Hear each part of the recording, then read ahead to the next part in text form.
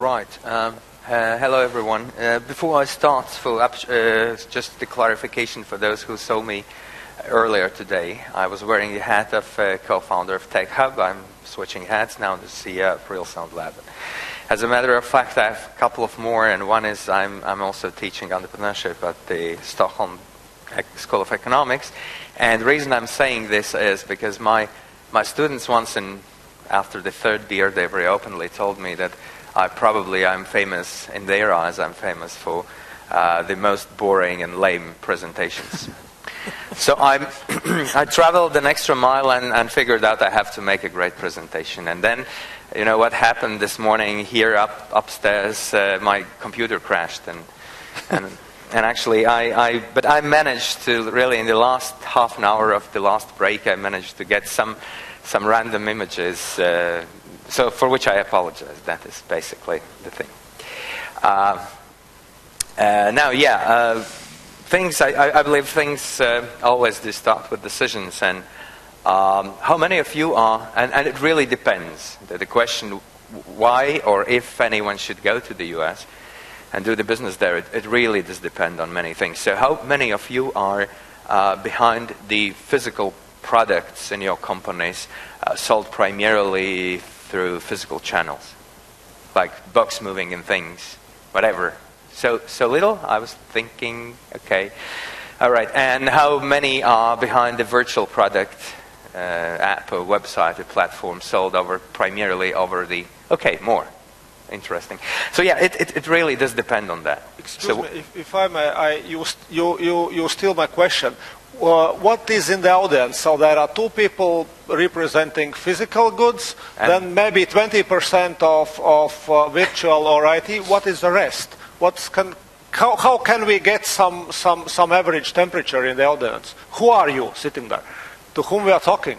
Wine is not served yet, and in this part of the world it's difficult to get any relevant answer. So I still kind of take, as in polls, I take the silent rest, divide them in parts, and I would say 60 are for virtual, and 40. That's my education. How many of you are from Latvia? Can you raise hands, please? Not bad. That's what I'm saying. So okay, at least they are listening. That's good. Thank you. That was what? Intelligence check or what? All right. So basically, the decision is really dependent on that. And on top of what Andrei actually nicely kind of started to probably convey the idea, I would say that it is really about, if you think about the US as an expansion market, it's really either you do it quickly if you're a scalable startup, or you do it then really late. If you're physical, like organic growth expansion company, then most probably you would even start exporting to, obviously, the EU and those parts of the world earlier. So it's either, if you're in a tech startup business, you at least consider this really, really early, either for reason of finding clients, leads, B2B leads, or also finding investment. Or then you basically do it really late when you have proved the concept in more sort of home territories, which we consider being Scandinavia or whatever, northeast of Europe and Baltics, obviously. So, and the good news about this decisions is they're at the end of the day, there are no right and wrong decisions, because it's a famous quote which I really like, is that experience comes from wrong decisions, and the right decisions, the correct decisions, come from experience. So it's going like that. So, but you have to be really very careful and decide in the very beginning how much does that matter, because it's perfectly okay that the US market doesn't matter to you. Okay, now if you're in for those 40% primarily in physical product and channel, obviously it's very difficult to supply. And regardless, is it B2C or B2B? It's rather difficult, and those would be exceptions. You would not need any local partners in the excuse me, in the channel, meaning distributors, importers, sales representatives, if that's a sales sort of consuming typically niche product or whatever, or dealers, retailers, etc. So you need them, and regardless if you're just operating out from Europe, or you even having some hub sort of thing there, because at the resource and manpower of a typical, and I would say every single, even the big Latvian company, would not allow building their own network all over the place. You should somehow, either this is a very small, you just actually keep the core and customer service, which is sometimes important in B2B, but then try working with those guys. And that is sort of important, and you should be considering where to find them. Difficult. The two things I always sort of try to employ, I used to employ, because Real Sound Lab, okay, taking a small step back, we have done all things. We're virtual for one type of product. We used to be, not that much anymore, like physical, also for the US. We kind of withdrawn from that market for a variety of reasons. And we have built companies like wounded up companies, done all hired, fired. So I will cover that in a bit. Where do you find partners? Two things as from my experience. One are trade shows. Trade shows are great, especially if you're a niche or a very segment. And especially if you're the physical channel. Trade shows are the guys, the places where those guys are in a sales and a kind of in a purchase mode. They are coming there to meet basically the vendors, the manufacturers or whatever, the developers, and that's a good way to get their attention. The other way is a great way of looking who's representing in the industry, who is the most efficient distributor or representative for your competitors, and then kind of trying to negotiate and get them away. Again, very difficult from companies Latvian size typically, but you may try doing that if you're excelling at something that the representatives or distributors are really interested in. Okay, establishing structures, establishing companies. Again, there are a couple of things to consider very, very briefly. I can speak both very hard and expensive way, many lessons, but actually you have to decide what entity, and basically it's a decision between corporation, which is, from Latvian perspective, it's everything, all the SIAs and sort of stock companies together, basically, or it's an LLC, which stands for Limited Liability Company, but it's kind of a halfway between an individual entrepreneurship thingy and our SIA. It's not a limited liability company as we understand it. Difference being that they basically the LLCs allow you to drain the profit and loss down to the owners, like individual entrepreneurs here. If you're after, again, very few tips. If you're after money, if you're after raising investors with, I don't know, exceptions really of maybe some really old-fashioned industries, a sizable investor would always invest only into the corporation, never in the LLC, for a variety of reasons, investor protection, etc. Taxation might be an issue, but again, the companies from here, they may not have all the benefit from draining the profit and loss down to individuals. So I would say, but to mix your mind completely up there, in the US they have all those layers, and then they have mixing that everything up by actually every LLC can actually elect to choose being taxed as corporation. So it doesn't matter. You can do LLC and getting taxed at the corporation sort of company level. So those things are important. If it's just a hub of importing, or it's just a place where your sales people, get the local salespeople get the paycheck from, LLC is perfectly fine. If you really have a serious plans of expansion and maybe flipping headquarters or invest and getting some investment, then the corporation. Locations, well, Delaware Corps are, of course, famous for everything. Not necessarily should be Delaware Corps, however, with the serious investors, that helps. Viesturs, can I? Yes, just sure. a quick question. Sure. So these sorts of things sound very important. Yes. But what did Real Sound Lab, for instance, do to figure out how to act? Or did you just kind of look up some stuff online and Yeah. and try one thing and then did something else? We clearly knew. We have actually, in the past, we have done, in terms of structures, we have had 3 structures. We had an LLC, which we owned like 50% only, and the 50% was owned by an executive who was sort of having the manager of that entity, the American way.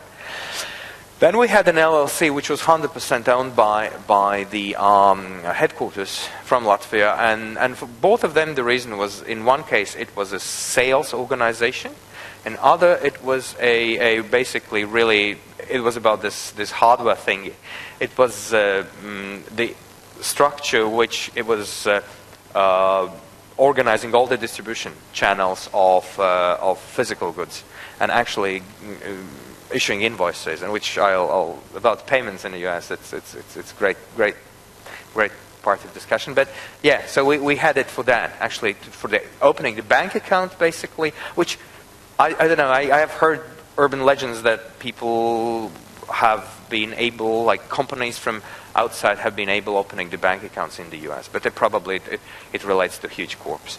If you want a bank account, the safest way doing an entity, one other way. And the third one, on top of what I said, was a corporation, because we did a corporation in order, with an ambition to flip the headquarters and raise money, which has not materialized yet. And okay, I stop it here. Yeah. So we actually, the answering maybe the broader sense of your question, we had the plan for each case, and we had just a appropriate structure kind of established for fulfilling the plan as we saw it. And that's very simple. You just censored Google it. I mean, that's simple. That's you so can, these formalities are not terribly expensive and difficult.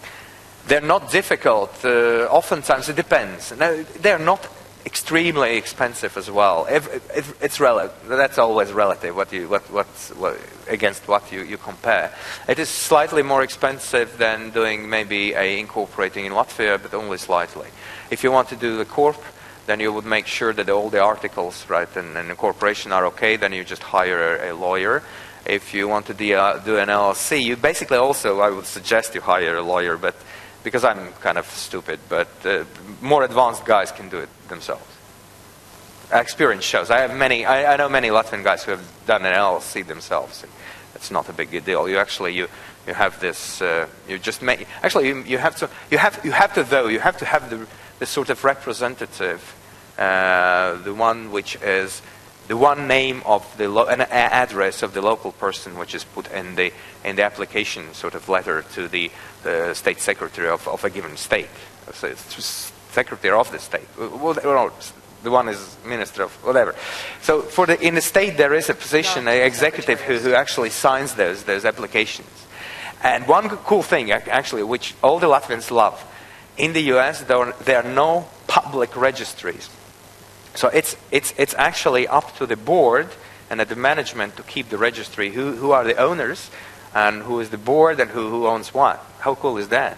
No one can spend €3 and look up in the registry. Okay, the guys are. I mean, okay, if you're a publicly traded company, different story. But for all other, both corporations and LLCs, no one is supposed to know who are the owners. Whatever, and I find it kind of good. Not because I have something to hide, but I think it's way too much of information in the public domain. Can I? Yeah. Because I already kind of talking. Okay. That's very expensive lessons. I'm going to talk now and painful sort of, which lead to good decisions at the end, hopefully. If you have the entity, obviously someone has to work for it. Now, in theory, you can work for it, but it's again those visas or not even visas now, the visa waiver. The travel within the visa waiver program, and formally also visas, they are valid for basically business and leisure trips, which means that you can stay those 90 whatever days. 90 days. 90 days in a row, yes. But you can sit on boards of companies. You can visit customers. You can make like executive decisions, but you cannot formally, and correct if I'm wrong, but that's how I understood it for the last 7-9 years. You cannot be employed by your own organization, meaning the paycheck you're receiving is always from headquarters, like from Latvia. You can go there, visit, support customers, live there, travel throughout the US, which is still business, and you can participate in decision making, all the board meetings with your investors, everything. You cannot work as an employee, like receiving a paycheck. If you want doing that, there are two ways of doing that. The one is the so-called employment visa. I believe L was the letter, and different L1, L2, whatever. And the second is also theoretically, like we are also having this residence issue. The US also, for a certain provable investment, they grant investor visas. And you have to be careful and decide which one is and I love to talk it later, what is my experience, which way to go. But the bottom line being that it's not, if you're not working for a corp like Google or Nokia or whatever company, and you're just relocated from, I don't know, Europe to US, for the startup, in my experience, it's close to impossible to get the L visa. And in particular because this type of visa, and correct me if I'm wrong, I think it's not reviewed here. It is L type of visa is reviewed back in some US or there has to be a petition filed that is reviewed by the Department of Labor. No? Yes? Department of Labor. Sorry. Someone did visas much more recently than I did. It's reviewed by the Department of Labor. If the petition is approved, then you come to the embassy to actually get the physical visa. But there are certain requirements you have to meet in order to qualify for that visa. It's management and number of employees and what you will actually number of doing years there. Previously spent with the company. Previous years. There is a lot of technical detail to it, so I would strongly advise you to have a lawyer helping you with the petition in the U.S. So you can do that, but you have even you're out of the chance, to be charming and convince people here at the interviews, but someone saying no in your absence, how silly and stupid is that? And actually, speaking of startup world, that is a huge problem. That is a huge problem because all the startups, all the cool startups which already sort of are having their seed rounds with the Y Combinator, for example, and that standard of seed investors, they have every other time they're having issues because if all or part of this founders team are non-US residents, non-US locals, they basically cannot stay there outside of the frame of a travel visa, and they would, in ideal situation, they would love to have a specific category of, and that's what Ron Conway and all the lobbyists of Silicon Valley are working hard for the last maybe 8 years or so, that to introduce some sort of startup founders visa which allows the people to stay there, not break founder teams, at the end of the day breaking startup companies. And currently, if you follow the press, I think it was about a month ago when President Obama spoke his annual address, he mentioned the idea that there were like 3 words that we're sort of starting to look into this direction. And can you imagine what fuss it created in the technological press? Yes, we're almost there, like in 6 weeks or whatever, we'll be having this great thing. Well, sure, you won't be having in 6 weeks, but it's heading there. It's heading there. That's a signal that Valley and any hub, any tech hub, acknowledges that this is a huge problem of a brain drain, because for the US, obviously, planning long-termistically, willing to stay in the forefront of innovation. That's kind of important to get the best people there, as they've done for centuries. Let's face it. So that's about relocation. That's tough. That's difficult, and you have to figure out nice but very legal ways of cutting a little bit corners, but you can do that. Now, hiring locals, that's a tough thing, because really you may end up, because you're, especially if you're a startup is not that bad maybe, but if you're from unknown territory in a small company, and obviously it's all the kind of benefits and perks you can offer are performance related, as with startups. You may not headhunt anyone for a big salary, because you don't have the budget for that, and so you have to sort of, basically there is a huge risk, and on a couple of times, not on all our hires, but Real Sound Lab was sort of a victim of hiring completely useless people. And one thing, I might get emotional this point, but one thing which really rings my bell is the term industry veteran. You can read it differently, but for me, a couple of times, industry veteran is really the guy who has issues with all the addictions and is on a high speed moving down the hill, and you're his last resort for earning his salary until because you're working and keeping team together remotely is a challenge, until you kind of discover it doesn't work out that well. So industry, be careful with industry veterans. The minor takeaway from here. I'll remember that. I have to move away. I'm sorry. Yeah, actually, I was, like I said, this is my excuse of doing quickly, gathering some things. There are 2 rows of this lady coming up when I searched for Google image demolition. And this is actually, I picked one which shows the least signs of nudity, because I was not aware that what would be composition of the audience. So basically, you have, if you build companies, at some point you may end up kind of winding them up and basically ending them. So how determine it? Very easy. That's the cool part. And simplicity is a virtue of basically of all the US endeavors. And you either sell it to, like we did with we were like 50-50 owners of the sales structure. We sold it really for $1, because they didn't have any asset or customer base, and the guy wanted to go into other, actually basically similar industry, and we sold it to the guy who was our former manager, and that's it. That's one thing. And if you the sales structures, sometimes they have really the goodwill of customer lists and contacts, and you can, if you're luckier than I am, you may easily sell it for just more than a nominal or more than $1 at least. Then the great part about this is regarding LLCs, the simple structure. You just, if you don't want to really, if you couple of you in that structure, couple of members, not called shareholders but members, then you can easily, and you're sick of being a member, then you just write a letter to the board saying that you're not the member anymore. How cool is that? And you're not a member.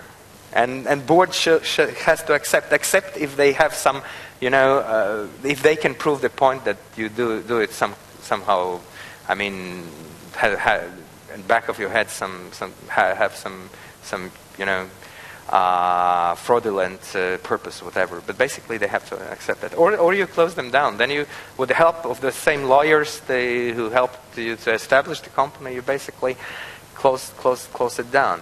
And one more thing I forgot to mention about the establishing and also partnerships and agreements.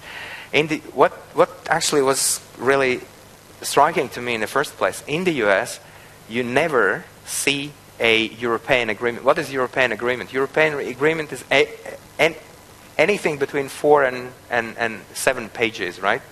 Kind of an agreement. Distribution agreement might be even an investment agreement. In the US, you either see a no agreement or 1-pager, or then the agreements start from 20 plus pages, right?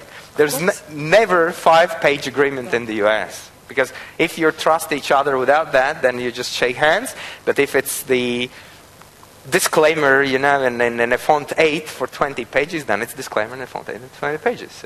So that's a cool thing. I think but it has the point, which I like about that.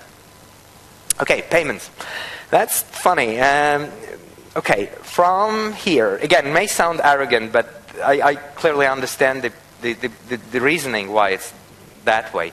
Because 20 years ago, we didn't have any banking. Right? No high street banking, no internet banking. And then obviously we're excelling at internet banking because it's so much easier building the newest, like, state-of-the-art technology when there's an empty hole in the ground, right? That's easier.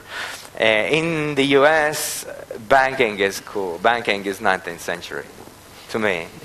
And the funny thing, because these people write checks, write checks and send to each other by mail.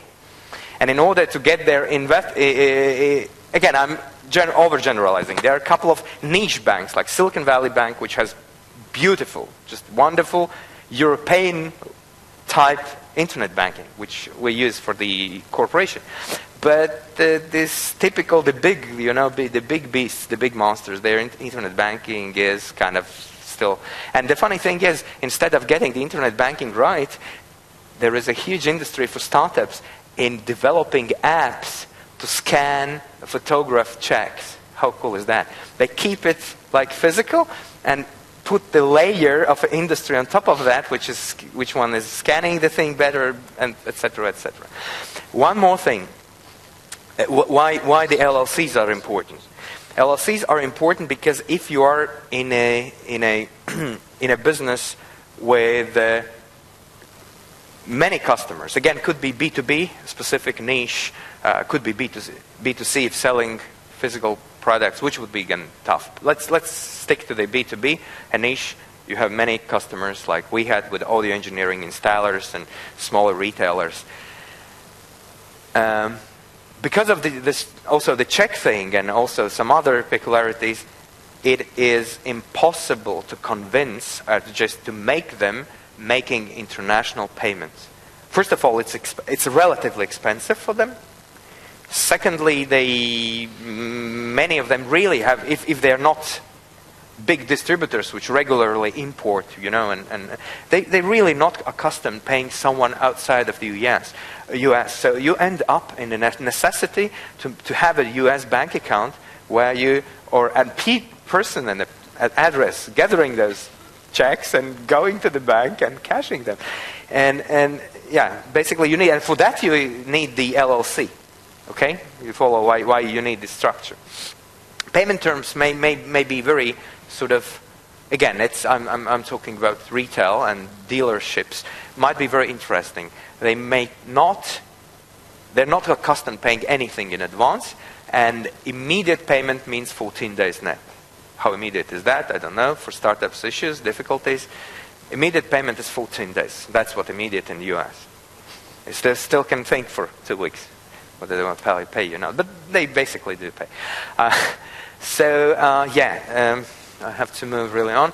Okay, key takeaways, key things I probably summarize. So you need really, I lost one thing. Okay, so need of US presence. So you have to, if your customers are in the US, you have to really be there, either physically yourself, and then remember about the employment thing, or through your really, really closely cooperative distributors or help desks, support staff, etc.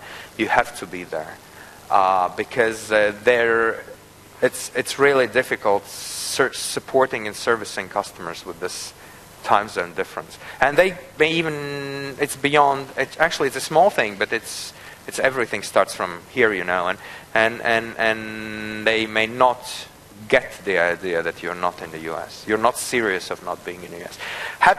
Luckily nowadays, especially for virtual channels and virtual goods, you can very efficiently imitate it. You can do all the Skype out numbers, US, you even can, whatever you need, the Chicago number, here you go, you need the Silicon Valley number, every customer sees you're calling from like next block. And then of course the moment of truth when they ask you, okay, can you drive by and show me the product, and then you start being creative, saying that, okay, we're a startup and all the team is basically now in the trade fair in the Europe, and it may take us like a week going there. It's not, you can basically at the physical virtual, you can fake the presence of the US to some extent, and working long shifts and staying up during night, obviously, because you won't be calling your client in the middle of the night. You're the one who is working in the night.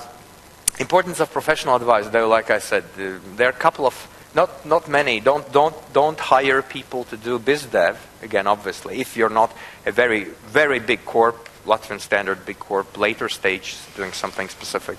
But you certainly will need lawyers and accountants to do your annual returns and that terrible thing.